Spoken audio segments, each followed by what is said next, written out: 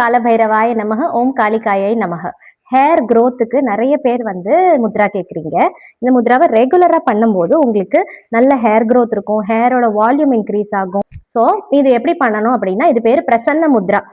இப்படி வச்சுக்கணும், இந்த 4 ஃபிங்கர்ஸையும் இப்படி வந்து ஹோல்ட் பண்ணிக்கணும், கை இப்படி இருக்கணும். இதை இப்படி வச்சுட்டு இந்த 4 ஃபிங்கர்ஸும் அட்டாச்சாகவே இருக்கணும், அவ்வளோதான்.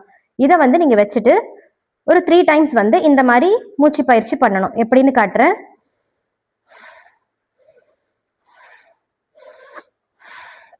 அப்புறமா இதை இப்படி ரப் பண்ணும்போது உங்களுக்கான அந்த எனர்ஜி வந்து ஆக்டிவேட் ஆகும். இதை பலாயமானு சொல்லுவாங்க. இது உரசிடலாம். உரசிட்டு நீங்க திரும்ப மெடிடேஷனுக்கு போகணும்னா மறுபடியும் இப்படி வச்சுக்கணும். இப்படி வச்சு பிரீத் பண்ணலாம். ஜென்டில் பிரீதிங் போதும். பஞ்சபூதங்களையும் இந்த பஞ்ச சக்தியும் உங்க பாடியில இருக்கிற எல்லாத்தையும் வந்து இந்த ஹார்மோன் பேலன்ஸ்க்கு வந்து இது ஹெல்ப் பண்றனால இதை நீங்க ரெகுலரா பண்ணிட்டு வரலாம்.